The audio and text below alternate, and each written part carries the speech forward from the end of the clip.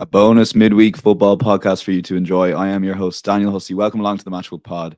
Delighted to welcome Mark O'Haire and Adrian Clarke. And Mark, we're just recording this on Monday. There's loads of midweek action to come, but just quickly on yesterday's. Yesterday's football in terms of the amount of goals scored was just an absolutely incredible day of the Premier League. The best in the world, as they keep telling us in Sky, but maybe we're slowly starting to believe it, I guess. It was bonkers. I mean, I back in yesteryear, Sky have been labelling it the best league in the world for 2 decades or so, and most of that time I laughed at that assumption. But it is the best league in the world these days. That's where the best players are at and where the money is at. But yesterday it was tremendous entertainment, wasn't it? Was it 24 goals in 5 games? Something like that. All games saw both teams score. 4 of the 5 went over 2.5 goals. 3 of those games went over 4.5 goals.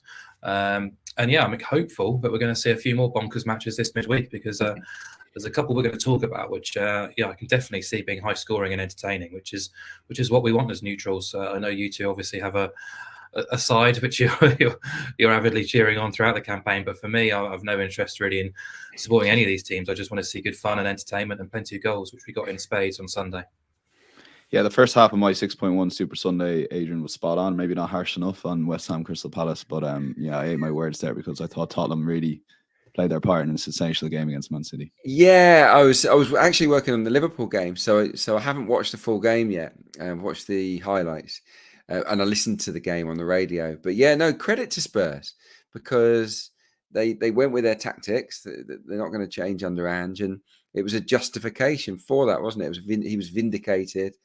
He caused them a lot of problems, or Spurs caused them a lot of problems. Got them rattled, no doubt about that. Obviously, the big decision at the end went against them. I mean, just terrible refereeing. But that aside, I think Spurs were good value for the draw, based really on their bravery. I know you've always got to ride your luck against City. And anyone who can score 3 goals at the Etihad Stadium deserves at least a point. So, yeah, well done to them. Good result for Arsenal, good result for Liverpool. I worked in the Liverpool-Fulham game. Whew, what a game that was. Fulham was sensational, really were. And they deserve more. They deserve something because Liverpool were pretty poor in the game. It was really just 4 worldies from, it was down to individual talent. That's the reason Liverpool kind of got out of jail in that game. But sort of more questions than answers really for Klopp moving forward. But it felt like a big win, and they celebrated it, hard as they have the right to do, of course. Last thing just on Liverpool, Adrian, because I watched the highlights, saw the goals, can see the Keller was poor, and I sort of put it down, seeing the expected goals that Liverpool played really well. So it's interesting that you're saying, watching the whole game, that there was a lot of question marks over them. Massive. Every time Fulham attack, they look like they're going to score. The midfield without the ball, dreadful. The back 4, pretty poor. But they've got good players and they will always create chances. But Fulham, to their credit, didn't sit and park the bus. So it ended up being a basketball match where it was to and fro. And I think in those kind of games, Liverpool are always going to carve out loads of chances and score goals. So, yeah, you couldn't say that Liverpool were awful, but there's a lot of fragility there that I think other teams will potentially target moving forwards. We'll see. Okay, yeah, fascinating. Well, hopefully 3-way title race. We haven't really had a 3-way title race for a while. Looking at the odds on the match with Betting Exchange, Arsenal slightly ahead of Liverpool in that second slot. So maybe we might get that 3-way push for the title throughout the season. But 4 pretty decent games, I have to say. Aston Villa, City, Manchester United, Chelsea, Everton, Newcastle, Tottenham, West Ham are the 4 games we're going to cover. Then straight to long shots and best bets. If you are watching on YouTube stream, welcome along. Do hit that like button. It takes 2 seconds and makes a massive difference to us, helping us get our content out to a wider audience. And there's a good question maybe for you, Mark, because we were just speaking about this. EPL outright, is now the time to trade out if you're on Liverpool or Arsenal? Do you think, maybe that question, but maybe more so on Liverpool and Arsenal themselves and where they sit in that outright slot on Matchbook at the moment? Good question. I haven't really given it a huge amount of thought, but off the cuff, I would say possibly not. I think Adrian and I may have differing opinions on this midweek's program, but for me, it feels like there's an opportunity for City to potentially slump again, and that would obviously increase the opportunity for Arsenal and Liverpool, who have both got very winnable away games against newly promoted clubs. So, we could be going into the weekend with a much more impressive kind of outlook from Arsenal and Liverpool's perspective, but I said to you off air that last season, after 14 games, Man City were 5 points behind Arsenal. The gap this year is 3 points at this stage of the season. So I'm still very pro Man City, but I can't deny I've been a little bit alarmed by the recent matches, the way in which they defended, the way in which they've tried to control and struggle to some of these fixtures. But right now it's kind of irrespective, because we all know City come to the party in early spring and put the foot down then. So they seem to be almost just coasting at the minute and just almost playing with their prey, if you like. So is now the right time to trade out?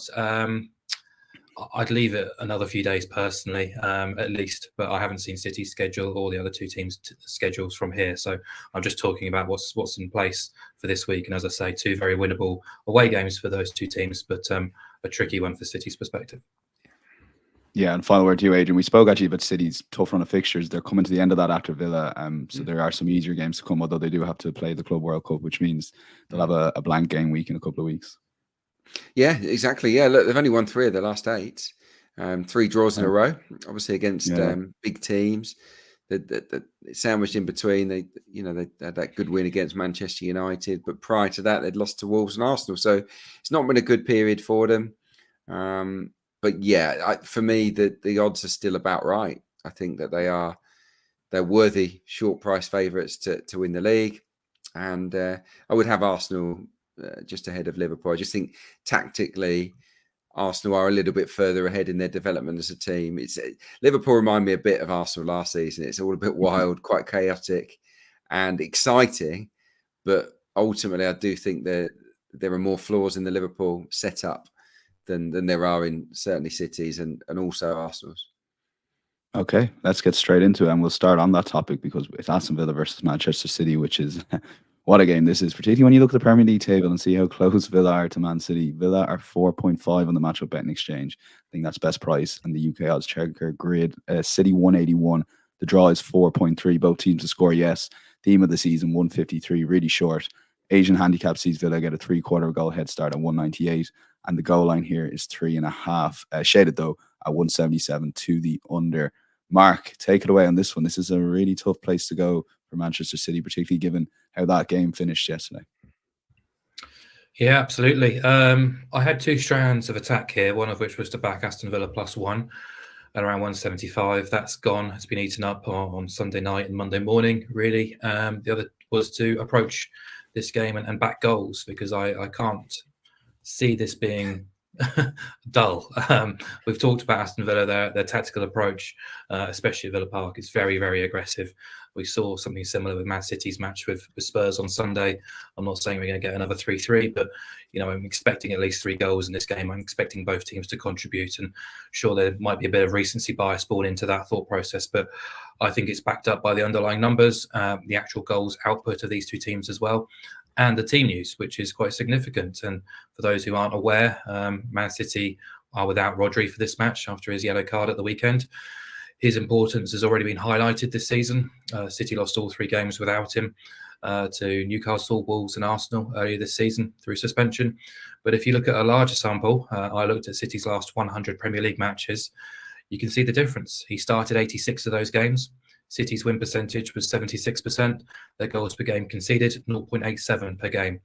In the 14 matches without him, I know it's a small sample, that win percentage drops to 57%, and the goals per game increases to 1.14. So again, small sample, but the quite significant decrease in win percentage and increase in goals per game conceded. So immediately, I think there's an opportunity here for Villa to get something out of this game. If you were to back the +1, City need to win this match by 2 or more for that bet to lose. We all know about the club record winning streak they're undergoing at the minute, 13, I think, in the Premier League. They've won all but 4, I think, under Unai Emery at home in the Premier League as well.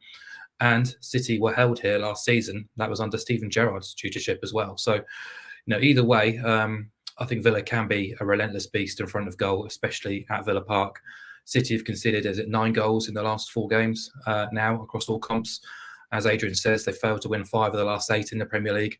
Villa will be close to full strength with Boubacar Kamara back from suspension as well. So you look at City, their record away at the top half last season, they only won twice in 9.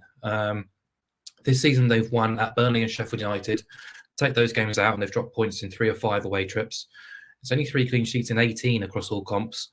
So if Villa were to score here and you're backing that handicap, City need to score 3 goals to see this bet lose. So, I'd watch that market just in case you do get close to that 175 again. But for purposes of the podcast, I'll put up overs and BTTS. These two teams have combined to keep just 6 Premier League clean sheets between them this season, which is a horrifying stat when you look at how high they are up in the Premier League. But Villa have seen overs or BTTS in 10 or 14. They've seen 5 or 6 wins feature BTTS at Villa Park this season.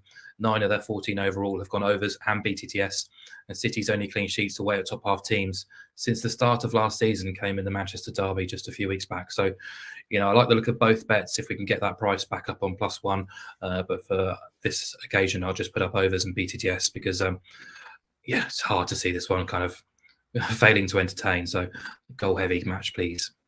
Yeah, over 2.5 and both teams to score combined, but also keep an eye on that Villa on the Asian handicap on the match for betting exchange right up to kick-off when we get that important team news.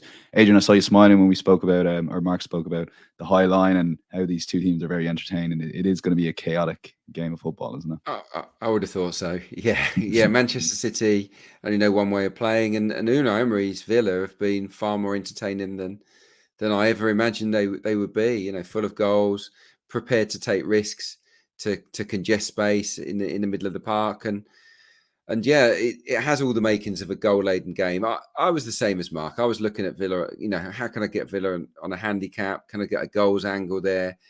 But then something just kicked in my head. It was like, well, this is City. This is the team that everyone still thinks are going to win the league, and it's a City side that still scored 3 against Spurs, had an XG without that own goal of almost 3 in the game against Tottenham, hit the woodwork a couple of times. Haaland missed a sitter.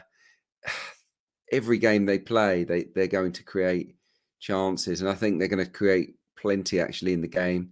I wasn't that impressed with Villa at Bournemouth. I know it's an away game, but the defence has been reshuffled a little bit. You've had Konsa put to right back. Diego Carlos came in at centre half next to Pau Torres. And I didn't think Torres or Carlos were particularly good in that game at Bournemouth. Bournemouth created a lot of chances, scored twice, of course. And I just looked at that and I thought, against City, that back four is going to have to be a lot better. Now, I know that Boubacar Kamara is back. He'll make a big difference, I think, alongside Luiz in the heart of the midfield. But yeah, I would have a few concerns. They've only kept 1 clean sheet at home this season, Aston Villa. So I think it's almost certain that City will score at least 1. I'm going to go with City here. I'm going to cut to the chase. It's not often you can back City odds against. And obviously to do that, I only need to pair it with over 1.5 goals. And for all the reasons that Mark outlined earlier about how open it should be, how it should be goal heavy, I think over 1.5, I'm just exceptionally confident that we'll see at least 2 goals in the game. And then ultimately City are a better team than Aston Villa. Will Haaland blank for 2 games in a row? I very much doubt it. I just think that Villa are exciting, but they've got flaws at the back. They're not watertight. And I feel if City can cut loose here, even without Rodri, even without Grealish, possibly without Doku as well, who came off for Grealish in that game yesterday, I still think they've got enough. This is probably the moment where John Stones comes back into the team and holds it together potentially in midfield.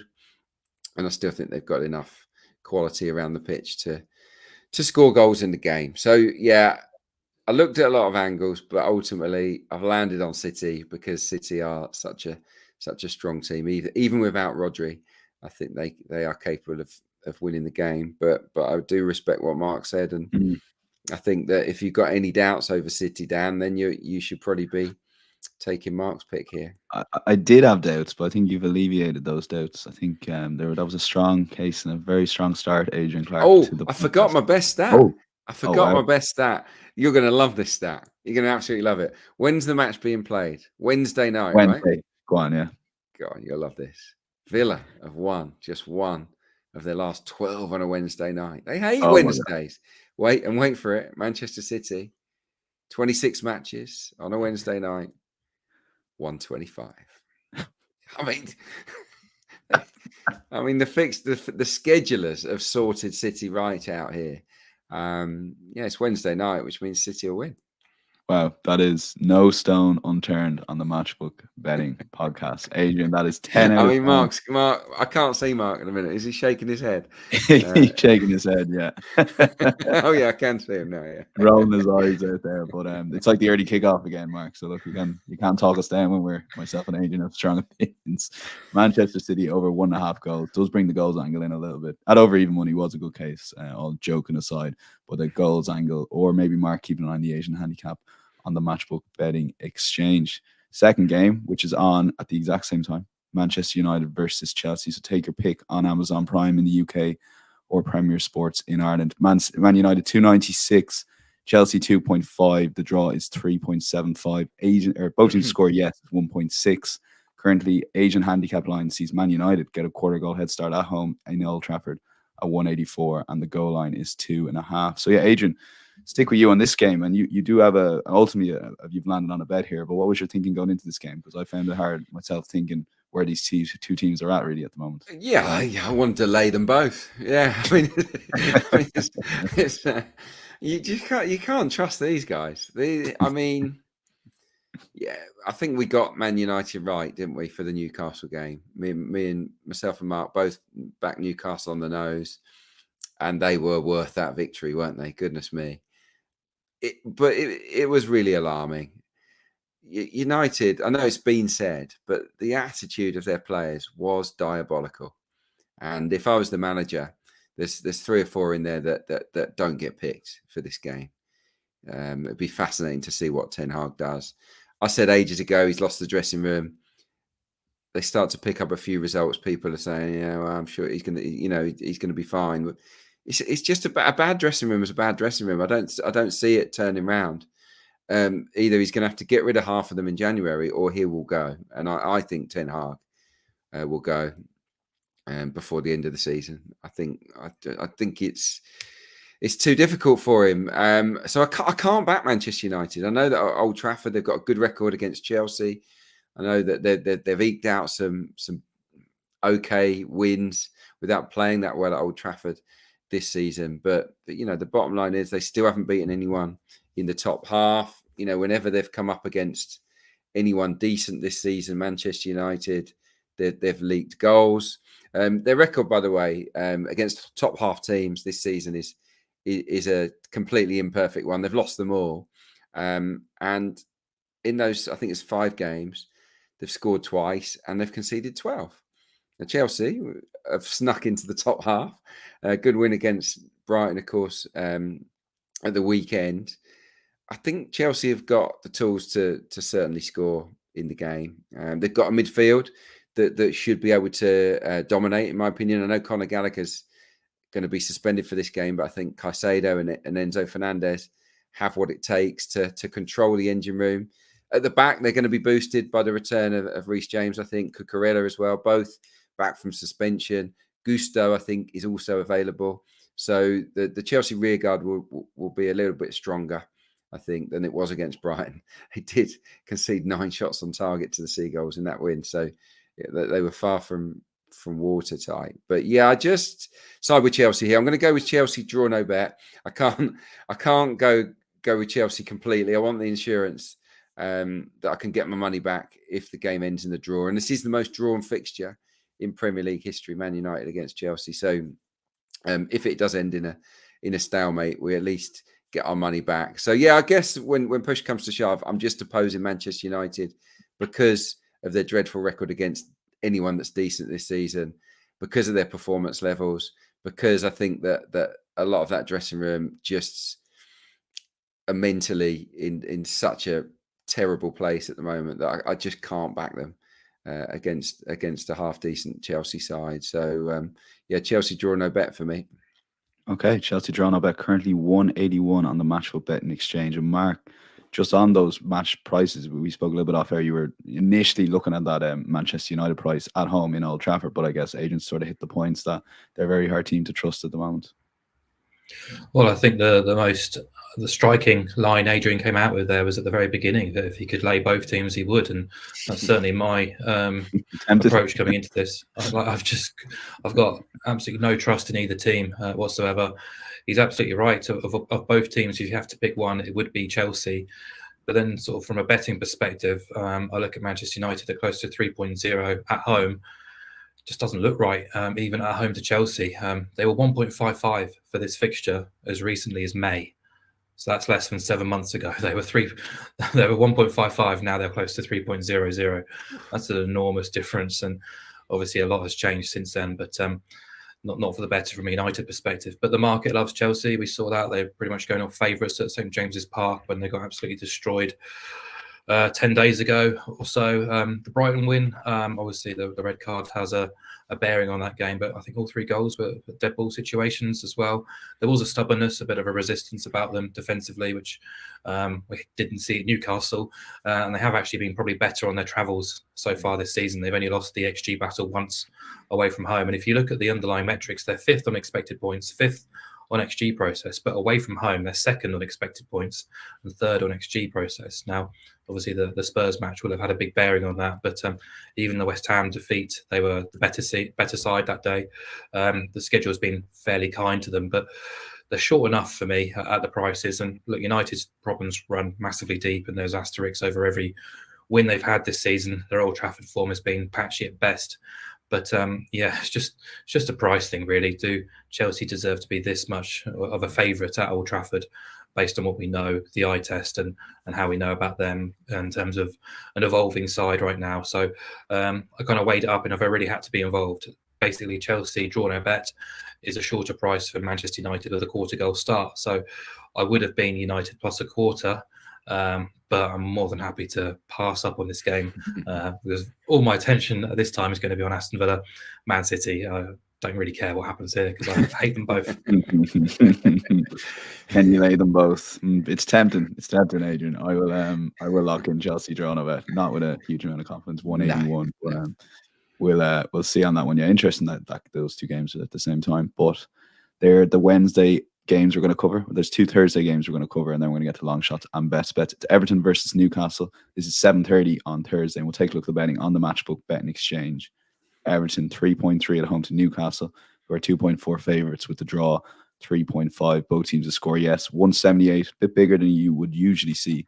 The Asian handicap line sees Everton get a quarter goal head start at 189, and the goal line is 2.5. So Mark, straight back to you on this one. Massive win for Everton, just given how badly the scoreline was at Goodison against Manchester United. To respond with a win at the City Ground was huge for them, obviously, given the points deduction. Oh yeah, absolutely. It was a pretty poor game, in all honesty. I was expecting far more from that game, but obviously with no Calvert-Lewin and no Awoniyi for either side, they both looked a little bit toothless at times. But now just 2 points off survival, Everton. As I say, a low-quality game, just one big chance, according to Opta. The XG output from both teams came to about 1.3, 1.4. I mean, it was a great finish from McNeil to settle the match, but they'll be delighted with the outcome, considering they were without DCL. But the expectation is he'll play here because he wasn't too far off playing at the weekend, and his presence is a massive boost for Everton. If you look at the with and without records, as we did with Rodri, their points per game and their goals per game output increases significantly with him, as you'd expect. I think Everton will be fancying their chances, actually, if he does play. Add those points on that they've lost, and they would only be 2 points shy of Chelsea's total this season. I've got them 9th on expected points. They have been good for the most part. The issue has been finishing those opportunities consistently. I gave them the big build-up against Manchester United a couple of weeks ago. Well aware of their kind of results-wise, they've not been great at Goodison. 5 defeats from 7 now. It's been a cliche, tough place to go, but I don't think that paints a fair picture on Everton at Goodison this season because, they weren't 3-0 bad against United, far from it. Probably deserved something out of that game based on the balance of play. Didn't deserve to lose against Luton, Fulham or Wolves. They dominated all 3 of those matches. And even against your boys Arsenal, I thought they competed pretty well for the most part. Narrowly lost that fixture. So, if pushed, it's a very, very difficult Premier League slate, I think, this midweek from a betting perspective. But if pushed, I would be pro Everton here. Perhaps this is the opportunity for Goodison Park to kind of make a stand, and kind of, it was spoiled last time with Garnacho scoring that wonder goal so early, kind of killed the mood a little bit. But I think the home crowd can play their part. It's worth noting Newcastle have only won at Sheffield United in the Premier League this season. None of the injured players are due back, and now we've got Nick Pope missing as well. And whilst the understudy isn't a bad player whatsoever, Nick Pope has been absolutely exceptional for Newcastle. Some of the away performances where they have gotten points at home or abroad, he has been the star man, basically. So, so for Newcastle as well, I think to be having to field the same 11 for pretty much 90 minutes, 100 minutes, whatever you want to call it, for two, three times consecutively now, due to the lack of options elsewhere. I think the first sub came in the 97th minute at the weekend against United. They didn't make a sub at PSG. Surely that's going to have a bearing at some point in time. And I think it's worth noting as well that away from home in the Premier League since the start of last season, Newcastle have only won 9 games. They failed to win 16 of those 25 away days and kept just 6 clean sheets away from home. So, I mean, one of the games they did run away with a 4-1 win against Everton towards the end of last season, but this does feel like a bit of a banana skin during a very hectic period. The weekend they go to Spurs and then they host Milan on next Wednesday. So, even Anthony Gordon said after the Man United match that it isn't just about the players missing through injury. He is playing through pain. He said he's limping at the minute, and other players are struggling with bumps and bruises as well. I think Everton will test that kind of fortitude. Physically, they'll aim to sort of dominate the dead ball situations. And I think if Calvert-Lewin does play, they can get on the score sheet and they can get something out of this game. So I'll back them with a quarter goal start, which is 189 on the Matchbook exchange right now. Okay, yeah, I wasn't really aware how bad that Newcastle away record is, at least comparatively to their home record. And Adrian, Mark touched on the schedule. It's probably the one game in the middle sandwich between these two Champions League midweeks, given the injuries they have, that Newcastle could not take their eye off the ball, but maybe just struggle at times. They could do without it. Yeah, they could do without the game, couldn't they?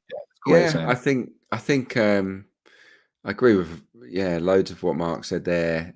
I think it's going to be a bad game. I don't think it's going to be a good watch. We've just been talking about Villa City being, an absolute cracker. I think that when fatigue hits, sometimes things can become a little bit scrappier. The quality goes, and there's a danger that could happen with Newcastle. But Newcastle is still a very good side. They just wiped the floor of Manchester United, and Chelsea. They were winning in PSG until the last kick of the game, harsh penalties. This is a strong team that have absolutely what it takes to beat Everton. Remember, Everton have only won 2 of their last 12 at Goodison Park, so it's not been great for them on home turf. I think Sean Dyche will be wary of Newcastle as well. Obviously, the threat they carry, winning 4-1 here last season. So I think this is a game where Everton will look to keep things tight, and I just don't see it being a very, very high scoring game. That's where I'm going.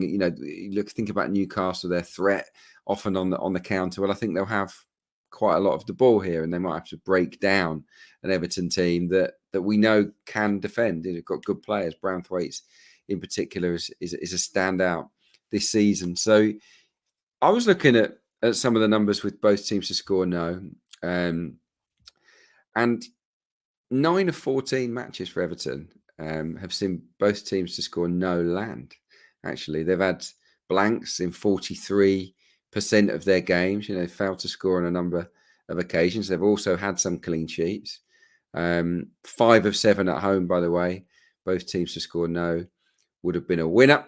And for Newcastle, not too many away clean sheets, but 8 of 14 matches involving them this season, both teams to score no has landed. Now, why is that interesting? Well, it's massively interesting because both teams to score is pretty much unbackable in most fixtures at the moment because there are so many goals flying about. Well, that tells me that in matches involving these two, that's not necessarily the case. And I think with the fatigue factor and how big a game it is for Everton as well, and want to run away from them, I think this is going to be cagey, scrappy, and I can see one of the teams blanking. So that's where I'm going. It's a nice price as well, 2.14. I don't know who's going to win. That's the bottom line. Yeah. I've not got a clue. But yeah, my feeling is that it won't be pretty. Okay, both teams score no. Very good case from Adrian, 2.14. Will side with Everton plus a quarter to go, 189. Injuries for Newcastle's schedule. I think there's maybe a good time to go against them here. But yeah, fascinating game. Maybe not necessarily a classic to come. Maybe one there might be, just given how one of these teams play in particular. It's 8:15 on Thursday. It's Tottenham at home to West Ham, a London derby here. Tottenham are 186, West Ham 4.3, and the same price is the draw. Both teams to score 154. Very, very short. Asian handicap line sees West Ham get plus 3/4 goal head start. That's 186, and the goal line is a high one here at 3.5. But 169 is the under. So Adrian, back to you on this one. And Tottenham seemed to, I mean, I think it was a big moment for them not losing that City game to go with the 4 losses in a row. And it'd be interesting what team they can put out this week. But the injuries will slowly start coming back, and players will slowly be able to come back into this team if they can just keep momentum going with results. Yeah, I think they'll be buzzing. They'll be, thinking, feeling much better about themselves after that performance, that result.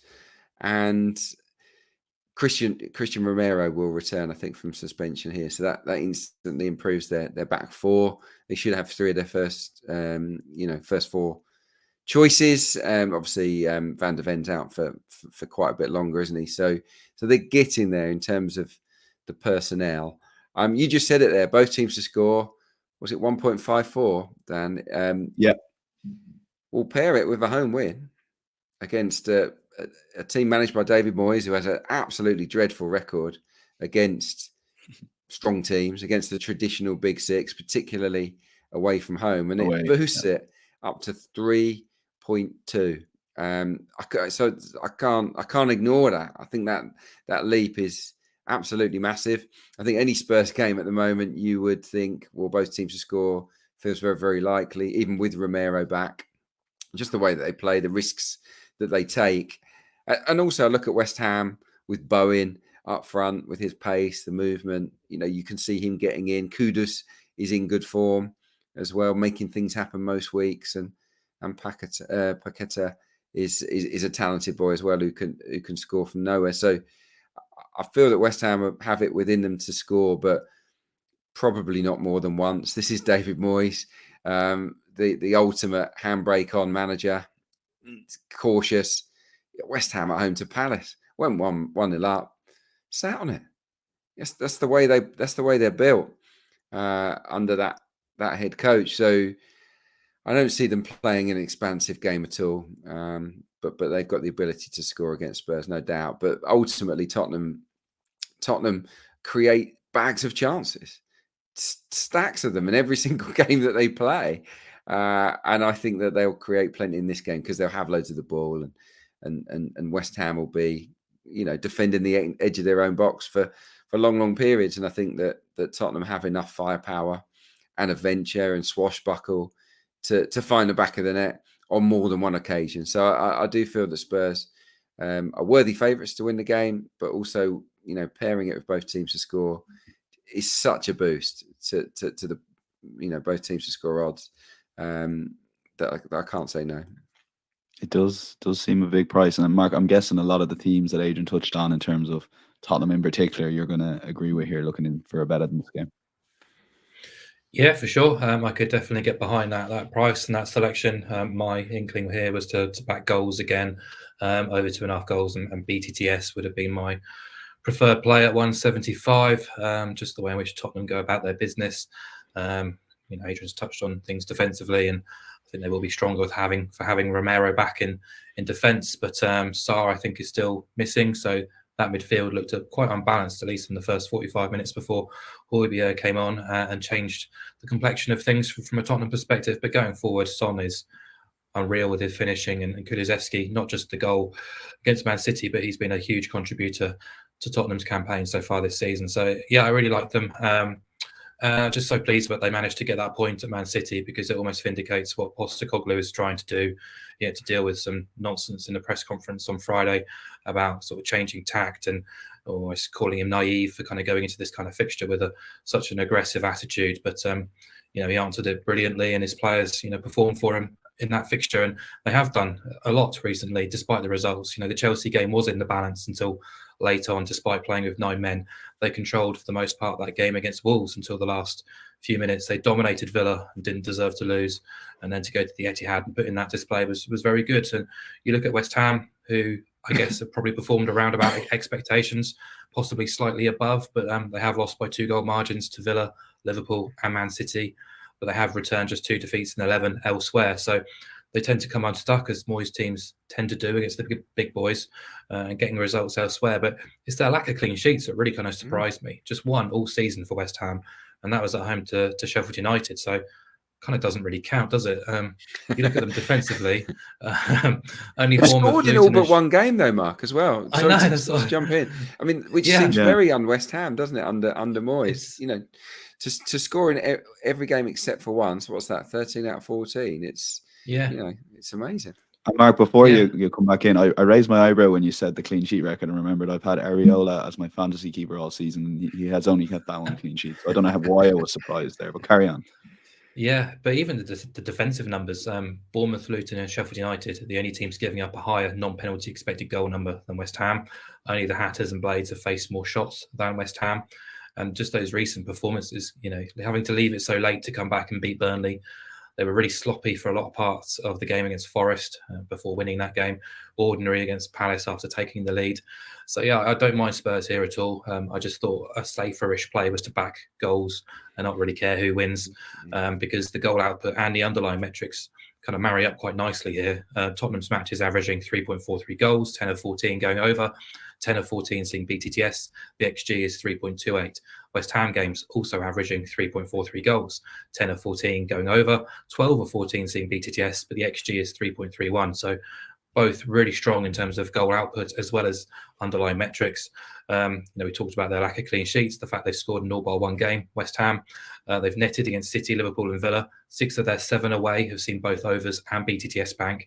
And actually my preferred play here, BTTS and overs, has landed in 20 of their combined 28 games in the Premier League this season, which is a really high hit rate for a market like that. So, very much like it, but could easily be swayed by Adrian's call on Spurs here with a BTTS angle too, because I'm expecting goals at both ends, but Tottenham are obviously the stronger suit.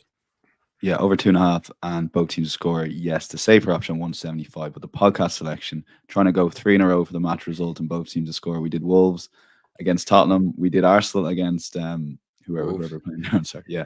So against Wolves. So let's lag in Tottenham. I didn't actually mention that. Just what Adrian was talking about, and I was kind of having a quick double check on the stat that I had here. But if I'm right, Spurs are second worst in terms of non-penalty expected goals conceded at home this season, which is quite surprisingly. And then I checked the schedule. They have had a really tough schedule, haven't they? They've played a lot of big boys at home so far this season, but even still kind of feeds into the idea that they can't really be trusted defensively at the minute. Yeah, the Chelsea game definitely a factor there, but that's still a mad stat altogether there. So we've got 4 selections for you. Check out insights.matchbook.com or search Matchbook Insights. That'll be available from Monday afternoon and give you a full recap of all the bets put up here, plus the long shots and best bets to come. And if you are watching on the YouTube stream, do hit that like button, would be much appreciated. So let's go to you, Mark, for this one and a fun best long shot here. And I know we've gone for City for the podcast selection and over 1.5 goals, but contradicting myself a small bit here, this looks a big price. It's a fact. It does look a big price here, your selection. Yeah, I mean, there's not much to go on this midweek. I spoke positively about Villa. I just feel like Man City without Rodri in their current guise, I think, are slightly more vulnerable than they would be any other week in this particular fixture. We know about Aston Villa's winning record at home. They command huge respect in that regard. And this game feels goal heavy. So fully expecting both teams to oblige. If ever there was a chance to oppose Man City this season, I think this might be it. They've failed to win 5 of the last 8 in the Premier League. They're conceding goals. No Rodri means I'm happy to have a little interest on Aston Villa to win and both teams to score at 7.4. Okay, yeah, big price. And a similarly big price, Adrian, I had the misfortune of sitting through the West Ham Palace game. Palace were, we're okay as usual. They're always just okay. So Bournemouth slowly starting to play well again. You can see them just going into Selhurst Park and maybe having a statement win with a lot of goals in the game, perhaps. Yeah, I like these wins with both teams to score and goals. Yeah. I'm going for Bournemouth away to Crystal Palace to win with both teams to score. It's a lovely price, 6-1.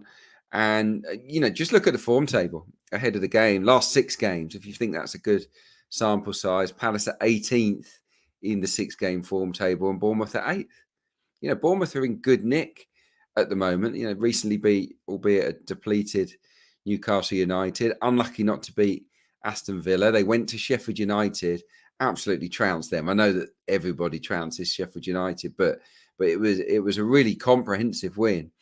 And I just sort of did a bit of research on Bournemouth last week for a piece that I was writing. And, Semenyo is in terrific form, really is. I think he's such a powerful player. And that rawness is sort of a little bit more refined at the moment. He's scoring goals, he's making goals. Tavernier on the other side, a really exciting player that runs at defenders. And Solanke is a player in form. He's been in the goals all season. He's not really endured any drought. So I think there's a lot to like about Bournemouth at the minute. The team are they've learnt the Iraola way, and I think they've ironed out some of the flaws. I think they were trying to play his way straight away, and they were making mistakes because there's a lot to take in. But as you might expect, they've gradually acclimatized to his expectations, and I see a team that's now got a great chance of surviving and getting up into mid-table. Palace at home, you always think, well, they're solid. Well, they've lost, they've conceded 12 in their last 6 games, not all at home, but 12 goals in their last 6 games. Bournemouth have scored in 6 successive matches. They've got 7 goals in their last 3 matches.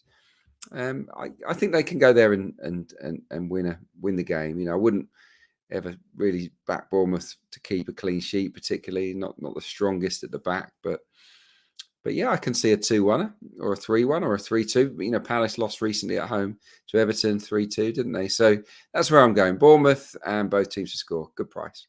Okay, 7.0 currently, and that price is available on the Match with Betting Exchange right now. 7.0, as I see on my screen, actually just clipped into 6.8, but the best price in the odds checker grid on all the sports books is 6.0. So you're getting a full point extra on the Match with Betting Exchange. Do check that out. We will go to podcast best bets, and not a podcast first, but not far off a first, at least this season. We have agreement, guys. I don't know where to go here. Who wants to take this one? So agreement for best bets. So Mark, Adrian. Mark could go for it. He put it on the slate first, but I'd got it on my own notes, and then I put mine in right just before we came on air, didn't I? I was a bit running behind, and I was like, "Oh no, I picked the same as Mark," but I had like no time to change my mind. But yeah, Mark can give the first half. Yeah, countdown showing your workings, Adrian. That's what you just said. I got the same answer. This is how I did it. Well, I'll take Wolves, and then Adrian can put the dagger into Burnley. Because we're backing Wolves to win this match at 193, which feels a very backable price. I know they were blown away in that first half hour, first 45 minutes at the Emirates at the weekend. They did grow into the contest after, but the game was kind of more or less done. They made a bit of a game of it in the last quarter, but that was always going to be a difficult assignment going to the Emirates, especially after Arsenal had just blitzed Lens. I think Gary O'Neill could be relatively pleased with the performance, bar that opening salvo where they conceded a couple of poor goals from their perspective. But it's worth bearing in mind they did go to Arsenal without Lemina, without João Gomez, their 2 sort of big marauding midfielders, and they also lost Jose Sarr, their star goalkeeper, before half-time. So, that's 3 really key players in that core side absent for the majority of that match, but all 3 should play this week. The 2 suspensions will be lifted, and Sarr, by the sounds of it, isn't too serious at all. So I think Wolves will be, there or thereabouts in terms of best 11, bar Neto, obviously. But they're at Molineux. Schedule-wise, it's been really tough for them this year, but they've been really strong at home. Lost just twice in 6, despite having to face Liverpool, City, Villa, Newcastle, Spurs and Brighton. I think they caused major headaches for all 6 of those teams. Even the Brighton game when they lost convincingly on the scoreline, they created plenty of opportunities, as they did against all the other 5 teams as well. They've scored in every game since the opening day where they really could and should have scored. Against Man United at Old Trafford, dominated that match. Obviously, defensively, there is always a kind of concern about backing a team at odds on who've managed just 1 clean sheet all season. But as I say, the opposition is Burnley, and Adrian can kind of finish the job. But I mean, personally, I think the 5-0 on Saturday against Sheffield United was more a damning reflection on the Blades than perhaps something pro Burnley. And we'll see that this week, midweek, with Heckingbottom possibly losing his job. But I've seen it described as possibly one of the worst away performances ever seen in the Premier League, which kind of gives you a good idea of how poor Blades were that day. Yeah, they're all over the place, aren't they? Yeah, look, anyone that wins 5-0 is going to go into the next game feeling confident. But yeah, I've seen Burnley up close at Arsenal recently. I've seen Wolves up close at Arsenal as well. And yeah, Wolves is a significantly better team than Burnley, in my opinion. For me, Burnley have got a soft underbelly. They want to play nice football, and it's great. I like some of their attacking players. Koleosha is really entertaining, but I think that they can overplay at times, and teams that are muscular, teams that are strong, will knock them over and get those regains and break on them. And I don't see Burnley as ever being really a compact side under Vincent Kompany. And for me, Wolves are one of the best, most aggressive teams in the country when Lamina and João Gomez play. No one actually wins more regains than Wolves. No one has more shots from fast breaks than Wolves in the division. And I look at most of the games that Burnley have conceded, plenty of goals in. A lot of them are from turnovers, and I can see Wolves really playing on that in this game. Burnley knocking it around nicely, bang. They win the ball, they break on them at pace, and Hwang and Cunha and a lot of the other attacking players are great dribblers, lots of pace, and I can see them carving Burnley open here. So I think stylistically it's a good matchup for Wolves. Wolves are a better team than Burnley. They've got home advantage. Yeah, I think the price, a lot of this is based on the price. It feels really, really backable at this offering of 1.93. I think, they've scored in 13 successive matches. I'll be staggered if they don't score in this game. And I'll be pretty surprised if they don't score at least 2. And if they get 2, I think they'll win the game. Okay, very confident selection, I have to say, from both. Wolves, 193 currently on the matchup betting exchange to beat Burnley. The best bet for Mark and Adrian. That game is incidentally Tuesday, tomorrow night at 7:30 kick off. So my thanks to Mark, my thanks to Adrian. We'll be back later in the week to preview the weekend's football. It's a busy few weeks leading up to Christmas, but we're enjoying it so far. And we really appreciate all the kind comments, both on social and on our YouTube channel. So as we mentioned before, do hit that like button and subscribe completely for free. The best way to keep up to date with the podcast. Best of luck if having a bet on the matchup betting exchange this week. We will chat to you later in the week. Bye-bye.